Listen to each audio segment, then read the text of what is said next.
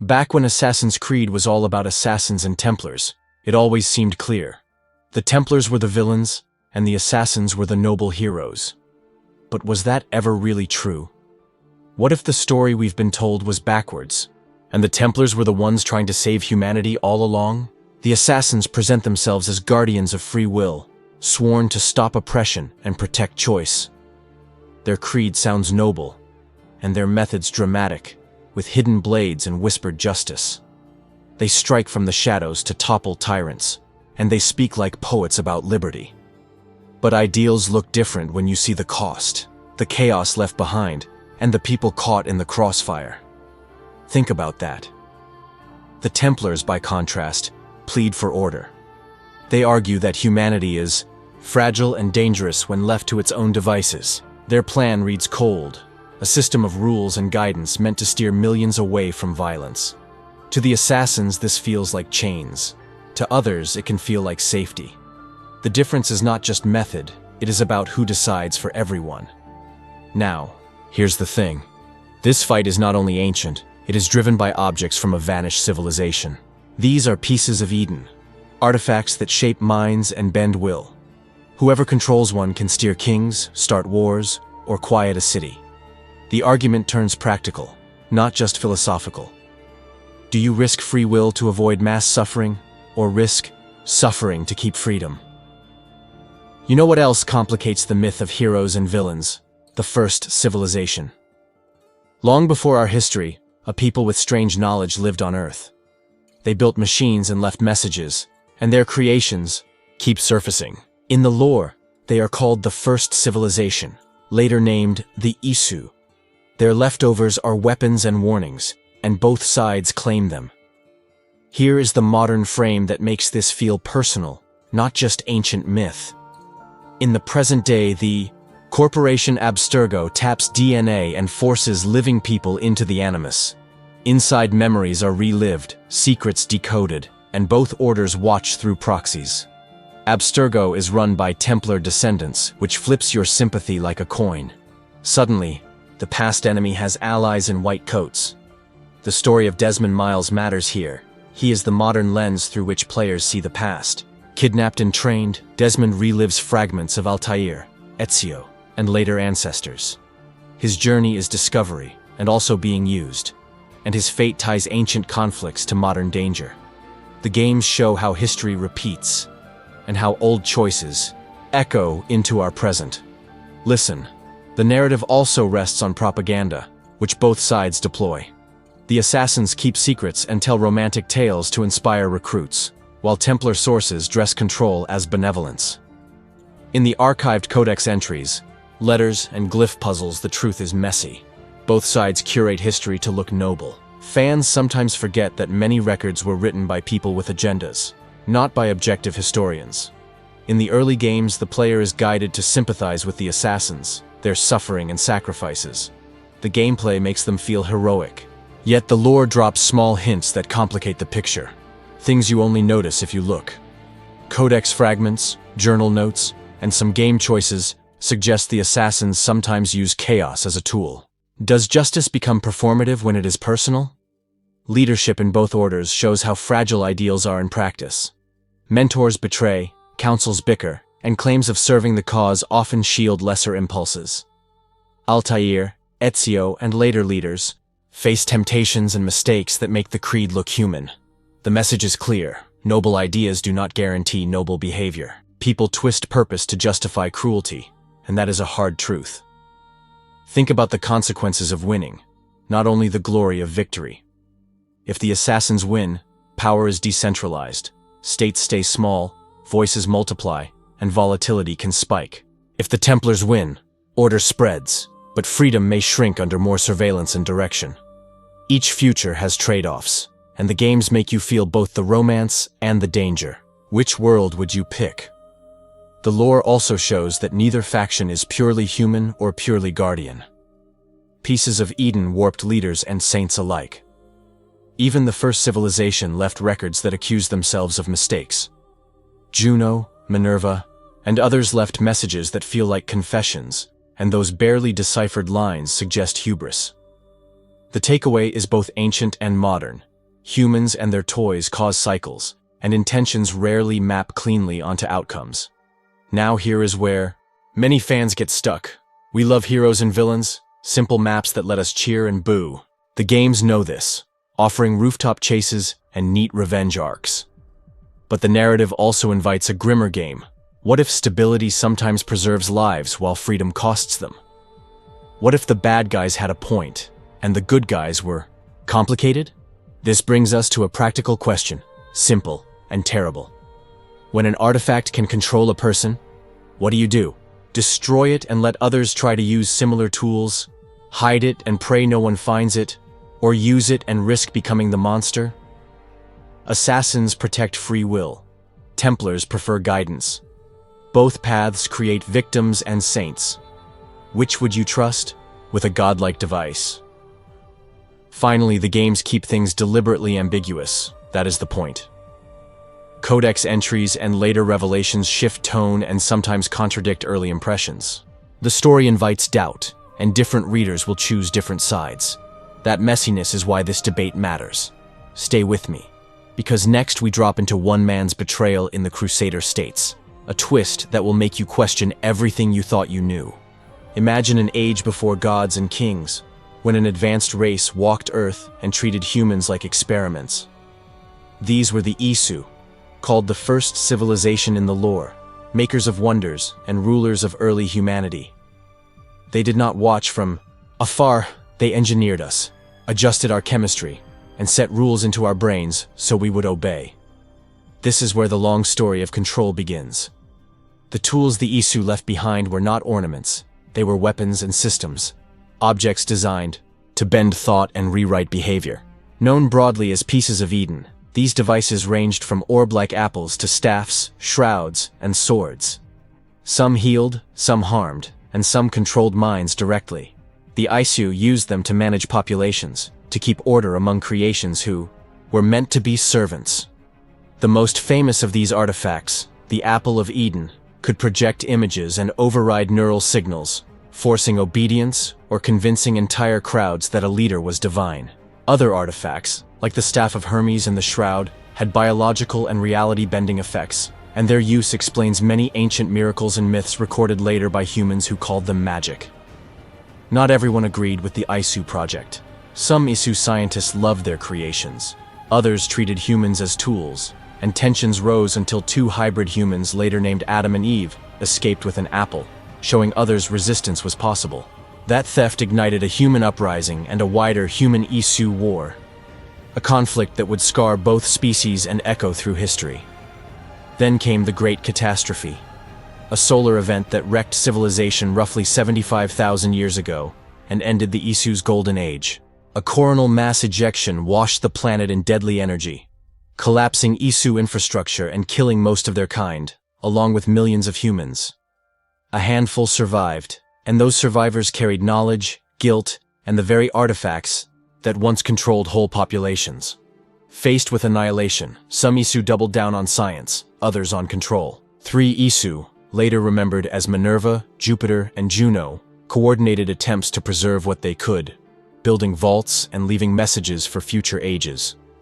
Their plans mixed care and calculation, and bitter disagreements, especially over Juno's ambitions, left a legacy of conflicting intentions for humanity to inherit. After the catastrophe, myths grew like moss over ruins. The Isu were remembered as gods, demiurges, or monsters depending on the teller, and their temples and vaults became rumor and religion. Artifacts surfaced in legend as objects that granted kings and priests miracle status, while other groups swore to hide or destroy them to protect human freedom. The past turned into contested scripture. Out of those arguments, the ideological seeds of the assassin versus Templar conflict were sown, before the orders even had names. Some humans, horrified by how easily minds could be bent, pledged to resist any form of control and to protect free choice as sacred. Others concluded that firm guidance from above might be the only way to prevent wider collapse and mass death in a fragile world. Those who trusted guidance organized secret networks, religious and political, that sought to shepherd humanity toward stability. Ancient groups used pieces of Eden to influence priesthoods, kings, and leaders, and argued a controlled order could avert disasters. Over centuries, those networks gathered texts, rites, and rituals, founded hidden libraries, and trained select heirs, slowly evolving into what later ages would call proto-Templars. By contrast, early movements that resisted manipulation cultivated secrecy and guerrilla methods, experts in sabotage and memory.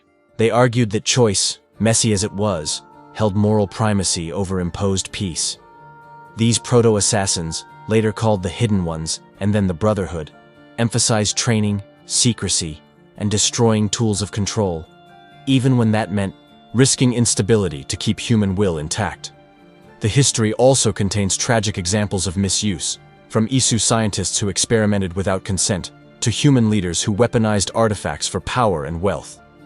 One Isu named Aita, and later, human actors inspired by him, performed reckless experiments and built observatories that drew blood.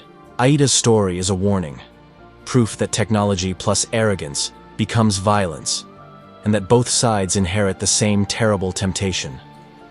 Those artifacts and the memories tied to them shaped human bloodlines too.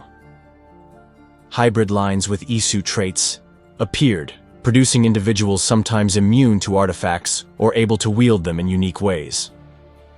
Sages and Isu echoes recurred across centuries, beings whose presence pulled factions toward extremes and who served as anchors around which orders formed doctrines and recruited myth-haunted followers.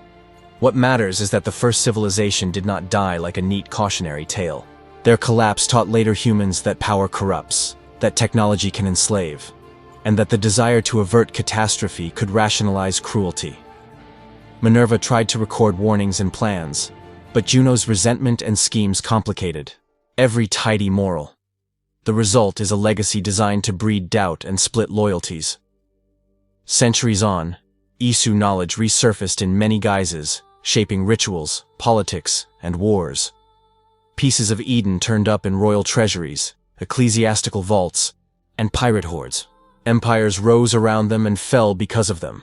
And the central political problem the Isu left behind became the scaffolding secret societies used to justify assassination, surveillance, or benevolent domination.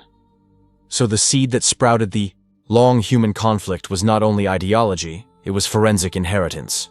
The Isu built devices that could rewrite minds, and that created a singular moral fork: destroy the tools, or control the hands that wield them.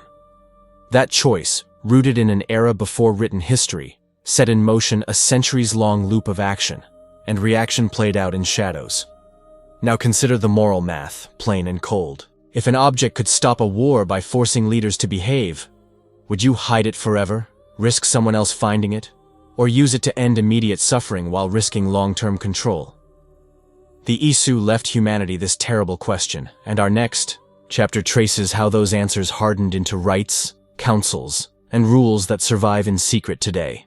Who taught humans to fear their own choice? In Egypt, toward the end of the Ptolemaic Age, two secret answers to that question emerged, not as armies, but as networks. One pledged to keep human will intact through secrecy and restraint. The other promised to shepherd people, using power and artifacts to prevent catastrophe. Their names would change, but their dispute would shape millennia. Bayek of Siwa and his wife Aya, Medjay, and Operative are credited in canonical sources with founding the Hidden Ones, the Brotherhood that defended free choice in Egypt around 47 BCE. They reacted to elite abuses and the resurfacing of Isu artifacts by organizing covert bureaus, apprentices and rules meant to shield ordinary people from manipulation and vault-hungry powers. Bayek's background as a Medjay matters because he was a protector by trade who turned grief into method. Rather than seek public revenge, Bayek learned that secrecy and precise strikes could protect communities without toppling entire systems. This practical ethic, rooted in local guardianship, became the Hidden One's style, training officers in intelligence, rescue, and surgical justice rather than open rebellion. Aya, who later adopts the name Amunet in some records, matched Bayek's discipline with political acuity, building networks outside the Nile. She worked as an infiltrator and organizer, planting agents in courts and ports, and establishing bureaus that extended the Hidden One's reach. Her work proves the Hidden Ones were institution builders, forming cells and creating the first operating manual for clandestine resistance. The Hidden Ones codified limits, most famously the rule against killing innocents, a principle born from hard lessons, and later tied explicitly to their creed. They argued that freedom lost by indiscriminate violence is no freedom at all. Their methods emphasized avoiding spectacle and careful recruitment, and they preferred to hide Isu tools rather than exploit them, even when hiding carried its own risks. From these Egyptian roots, the Hidden Ones expanded gradually, setting up bureaus, sending envoys, and teaching methods that later generations would call the Creed. Continuity is complicated, though, because earlier lone actors with assassin-like tactics existed in the lore. Scholars and fans debate whether Bayek founded a wholly new order or revived a scattered resistance tradition, so treat the founder label with nuance. The Order of the Ancients is the Proto-Templar counterpart, first glimpsed as a masked elite in Egypt and linked in the record to ancient royal lines. In-game tablets and tomb inscriptions and canonical materials point to deep roots and ritual continuity, with inscriptions that connect certain founders and their vault discoveries to a long, secretive lineage of influence. Their motive mixed reverence for the first civilization with a conviction that enlightened stewardship would prevent collapse. The order collected Isu relics, studied vaults, and argued that artifacts could be instruments for guiding humanity. To them, control was an act of care, not mere domination. And this fundamental attitude about pieces of Eden set the two factions on an irreconcilable path. Practically, Order members embedded themselves in temples, courts, and trade networks, cultivating influence over faiths and rulers. They used masks and symbols to bind loyalty and coordinated across regions through secret councils. While the Hidden Ones worked in small protective cells, the Order aimed for systemic reform, placing allies at decision-making nodes to nudge policy and succession across generations. Both groups claimed to serve humanity, but they measured salvation differently. The Hidden Ones treated human freedom as a moral absolute, even if that freedom produced chaos. The Order measured outcomes and prioritized stability, even if stability required restricting choices. Each position has internal logic and historical examples that can be marshaled in its favor. These tactical differences had material consequences. Hidden Ones specialized in locating, hiding, or neutralizing Isu tools to prevent abuse, often destroying or sealing artifacts. The Order prioritized study and controlled use, believing oversight could steer civilization away from catastrophe. That core split, concealment versus governance, is the strategic heart of their conflict. Across centuries, the divergence produced distinct collateral effects. Hidden Ones' interventions sometimes left vacuums that rival powers exploited, while Order interference curtailed dissent and centralized power.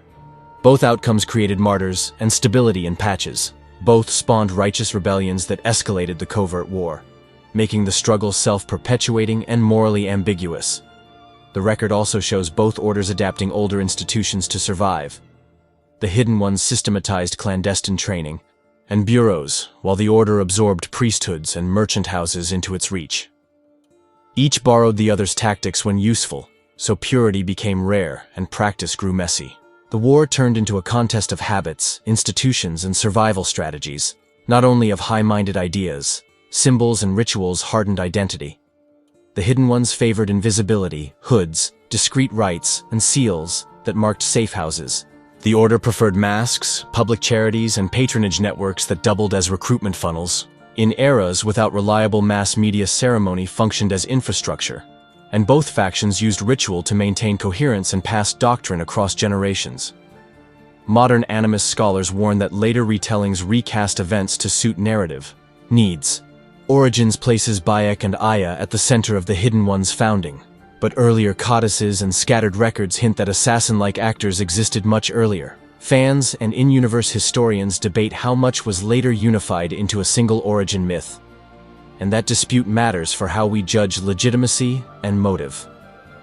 So what did the Hidden Ones and the Order of the Ancients leave behind besides masks and grudges?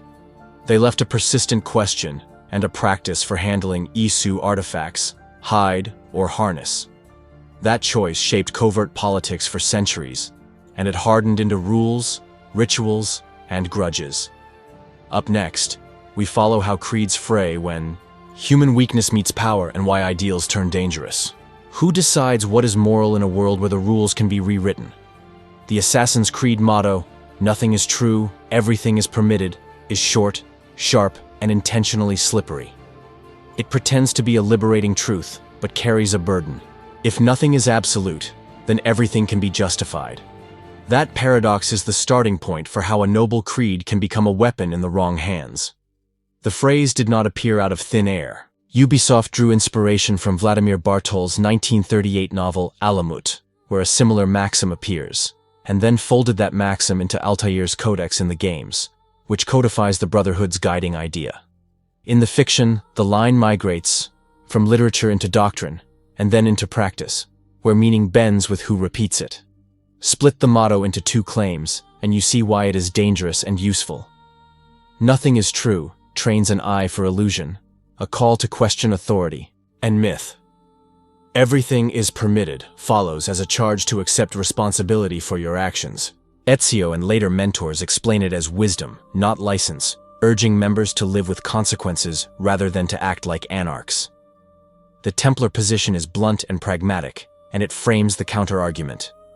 Templar doctrine values order and risk minimization, the idea that steering societies through institutions prevents catastrophe. In their terms, benevolent oversight beats chaotic liberty if many lives are at stake. That is not cinematic villainy, it is a policy stance about trade-offs and governance. Here is the ugly pattern in practice. Creeds begin as heuristics, then leaders weaponize them. A principle meant to cultivate discipline hardens into a rule that justifies the leader's choices. Moral clarity becomes moral cover. The historical record in the games and tie-ins repeatedly shows groups that started as protectors slowly turning into gatekeepers of power. Concrete betrayals make the theory obvious. Al-Mualim preached the creed and then used a piece of Eden to bend minds and consolidate power, proving guardians can become jailers when tempted by godlike tools. That betrayal rewired Brotherhood doctrine about artifacts, because it exposed how easily an ethical stance breaks under personal ambition. Templar failures mirror that arc in reverse. The order embedded itself in religion, courts, and commerce, under the name of stewardship, then normalized paternalism. Over generations, some Templar cells treated populations like portfolios to manage rather than people to trust, and their care slid toward surveillance and coercion. The moral calculus of outcomes corrupted intent. The codices preserve uncomfortable contradictions in the clearest language the franchises offer. Altair's own journal contains a confession, a temptation to look into the apple's power to delay death, even as he swore to hide and destroy such tools. Those pages are not abstract philosophy, they are a primary source showing that fear and mortality warp doctrine. Modern animus material compounds the ambiguity. Subject 16 as glyph puzzles literally echo the creed, and First Civilization transmissions repeat similar aphorisms, which blurs ownership of the idea. When the same maxim appears in Isu echoes, assassin manifestos, and codex puzzles, the phrase stops being a slogan and becomes the central question the series asks about truth and agency. That shared language is also a tool. Both orders use the creed to recruit and justify action. For neophytes, the maxim reads like revelation. For bureaucrats, it becomes doctrine and procedure. Assassins can radicalize recruits against authority, and Templars can twist similar language to defend paternalist rule. The ambiguity of wording makes it easy to repurpose the same creed in opposite directions. Read poorly, everything is permitted becomes a free pass for violence. Archives and letters in the Animus record show young zealots who interpret the phrase as license to topple institutions by any means. The creed's intended balance between awareness and responsibility collapses into operational recklessness when restraint is absent. On the flip side, nothing is true can be weaponized into cynicism.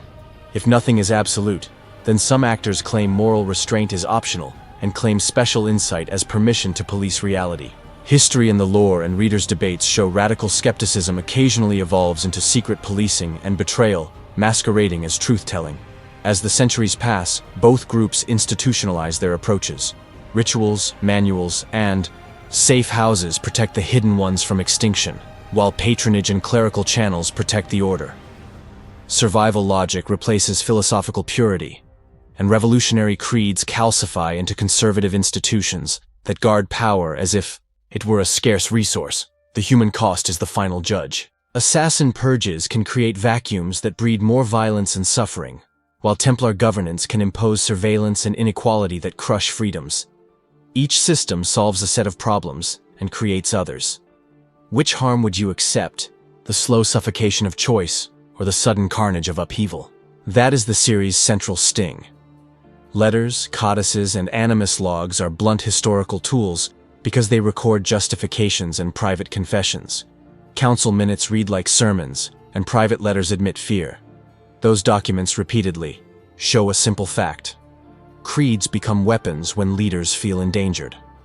Next, we will map how both orders embedded themselves inside courts, churches, and empires to make their ideas real, and who paid the price. Both the Hidden Ones and the Order of the Ancients built influence inside temples, courts, and royal households, not as fringe mobs, but as shadow bureaucracies.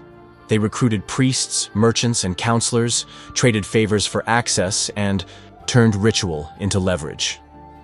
This was deliberate strategy. Control the nodes that make history, and you steer history itself. In the Renaissance, the Templar method was explicit. Seize institutions and run them from within.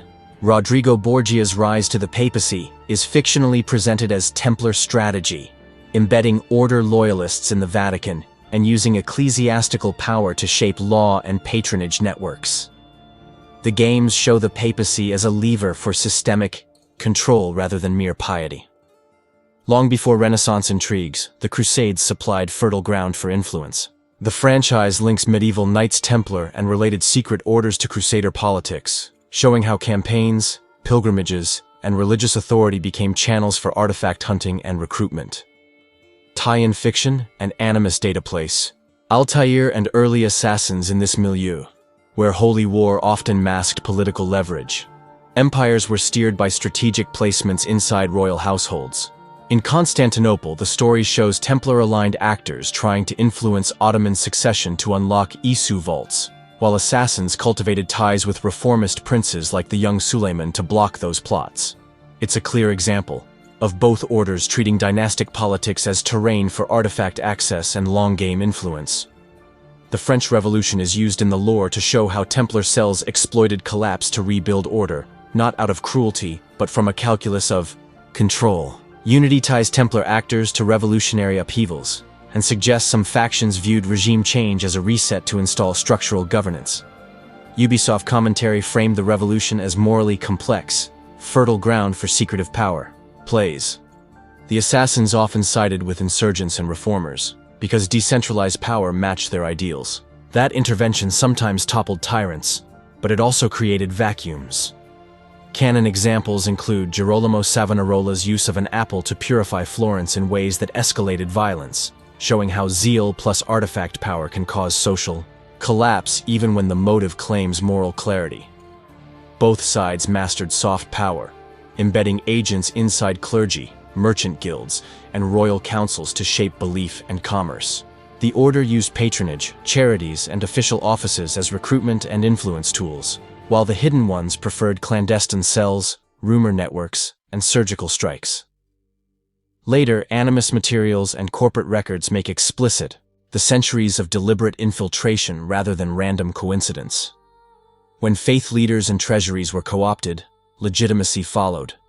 Temples sanctified policies the order wanted, while trade houses funded campaigns, giving a veneer of consensus to otherwise engineered choices. The Brotherhood pushed back because religious legitimacy could hide artifact control, and the Borgia arc in the Renaissance shows how concentrated ecclesiastical wealth and influence become instruments of political power.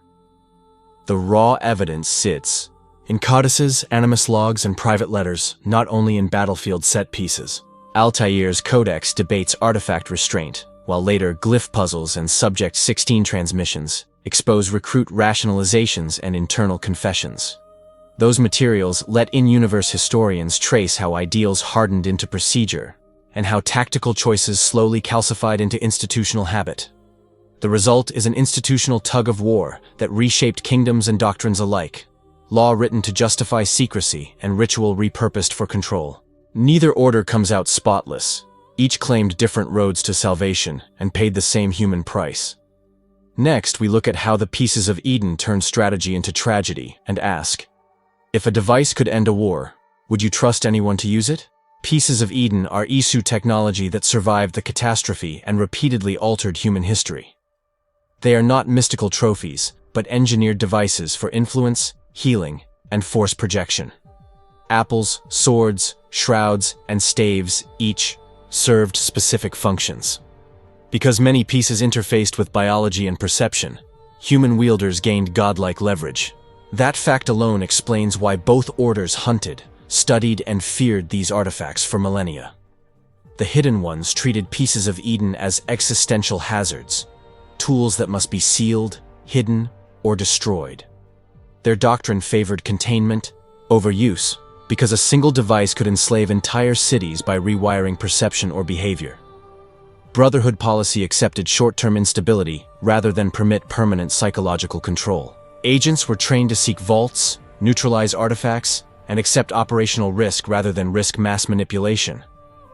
The Order of the Ancients and their modern heirs, the Templars, read the problem differently. Artifacts were instruments of governance to be acquired, studied, and applied in controlled ways.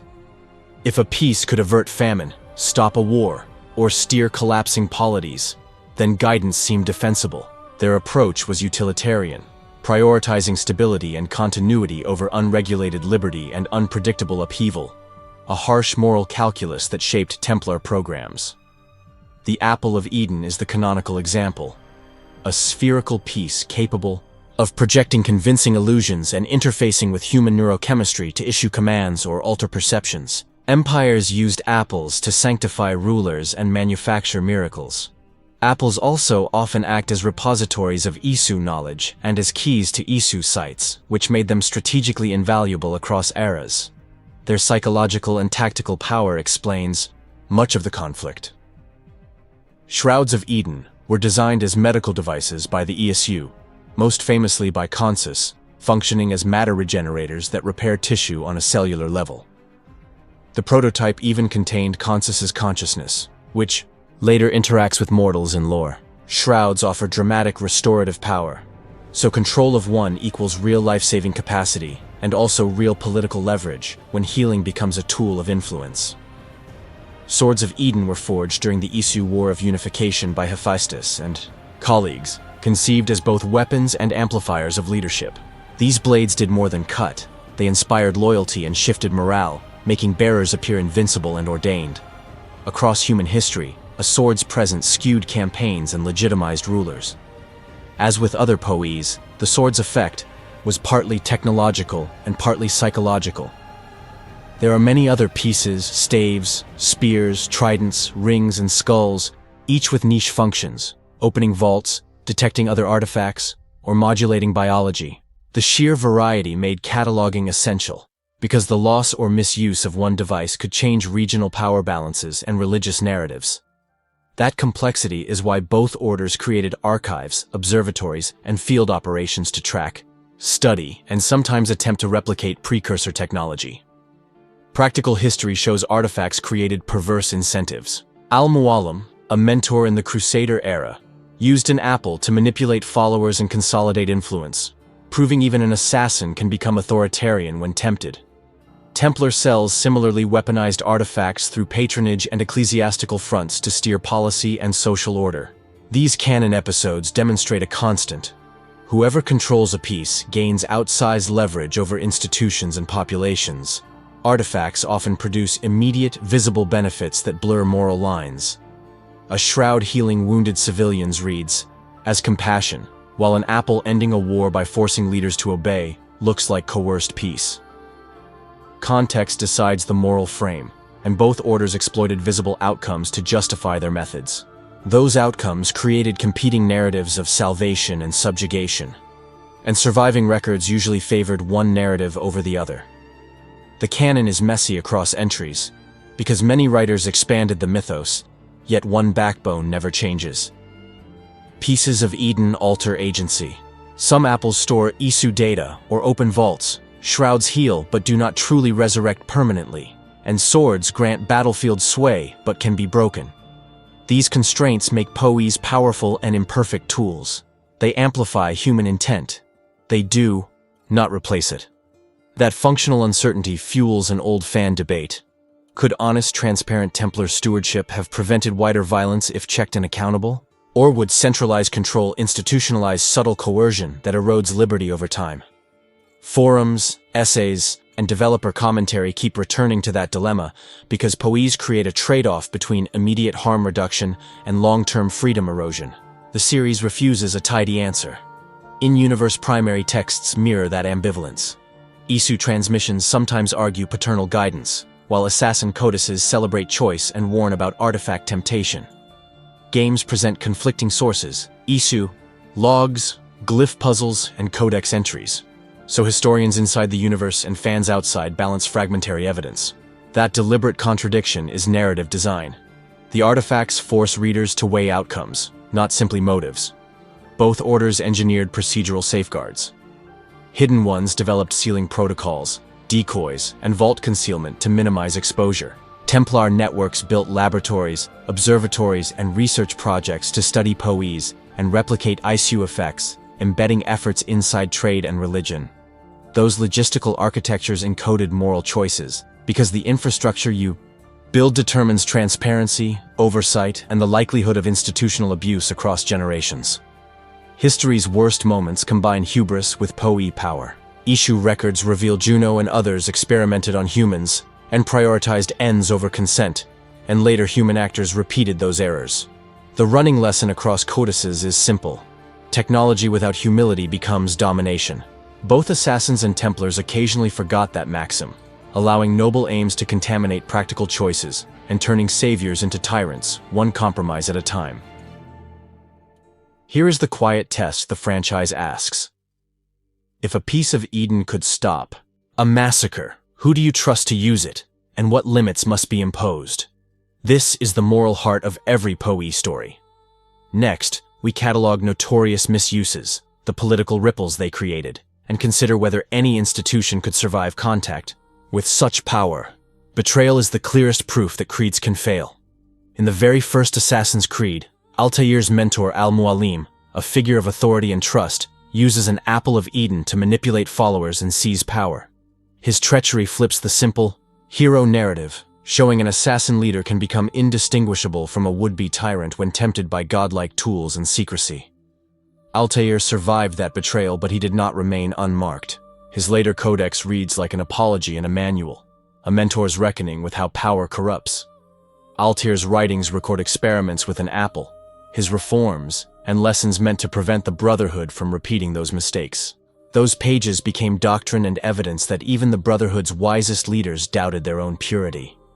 Historic records embedded in the memories show Altair's reforms sparked envy and factionalism. Abbas Sophian led a coup, murders followed, and Altair paid with exile and family loss. Those internal fractures turned the Brotherhood inward, producing purges and vendettas. The lesson is structural. Lofty creeds do not immunize institutions against ambition. Leadership mistakes created cycles of revenge that lasted generations. Centuries later, Ezio relives Altair's memories and finds the same moral rot. By opening Altair's library, Ezio witnesses how ideology and personal grief tangled into power grabs. He sees that secrecy and artifact obsession left both leaders and followers vulnerable to delusion. That revelation turns Ezio inward, and his later retirement reads like an admission that heroism alone cannot fix institutional rot. Assassin. Tactics sometimes created worse outcomes than the threats they removed. Ezio's daring coup operation detonated gunpowder stores to stop a Templar stronghold, and civilians died in the conflagration. In multiple codices, recruits confess regret, and the Brotherhood archives record mistakes. The point is stark. Targeted, violence can produce collateral tragedy, and these episodes forced internal reforms and bitter debate about means and ends. Templar virtue also frays in practice. Order leaders who began as reformers became comfortable with paternalism once they acquired bureaucratic power. Rodrigo Borgia used papal authority to centralize influence, and other order operatives embedded themselves in courts and treasuries to steer rulers. Those actions often read as governance, but they also normalized top-down control that endangered freedoms the assassins claimed to protect.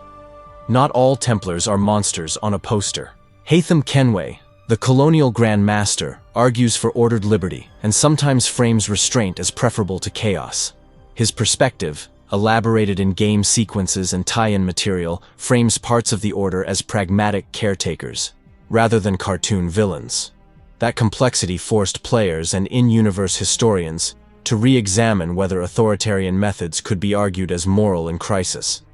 Shay Patrick Cormac's arc is textbook, an assassin turned Templar after seeing what he considered reckless assassin interference with dangerous tech. Rogue stages this conversion as remorse rather than simple villainy, illustrating how practical horror at unintended consequences can flip loyalty and justify new allegiances.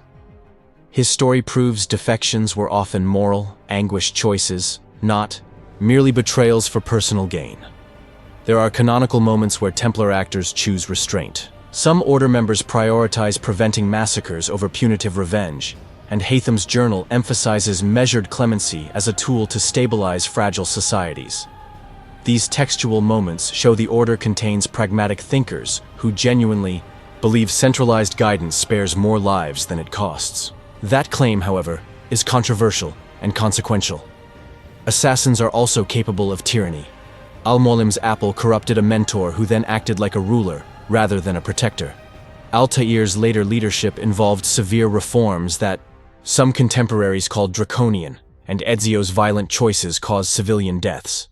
Brotherhood records document internal purges and executions in moments of paranoia. These are patterns where idealism bends toward authoritarian enforcement when fear or grief takes hold. The hard truth is both orders failed their own tests. Each produced saints and sinners, reformers and hypocrites. The Brotherhood could preach liberty while executing dissidents, and the Order could preach stability while crushing dissent. Animus archives, private letters, and codices are full of recorded regrets, proving noble aims alone do not prevent moral collapse. So which side deserves our trust? That question is the engine of the series.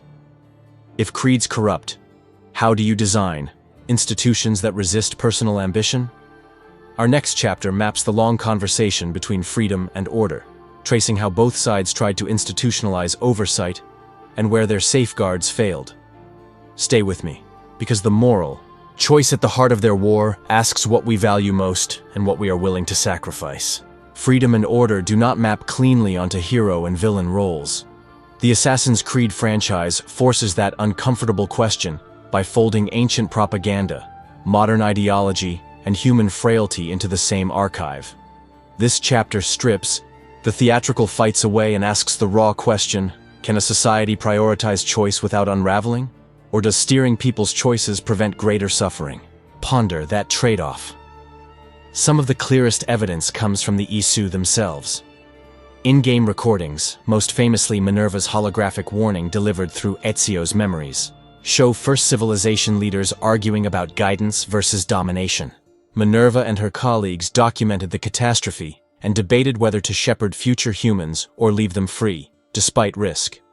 Those transmissions are canonical touchstones the series uses to frame the entire debate.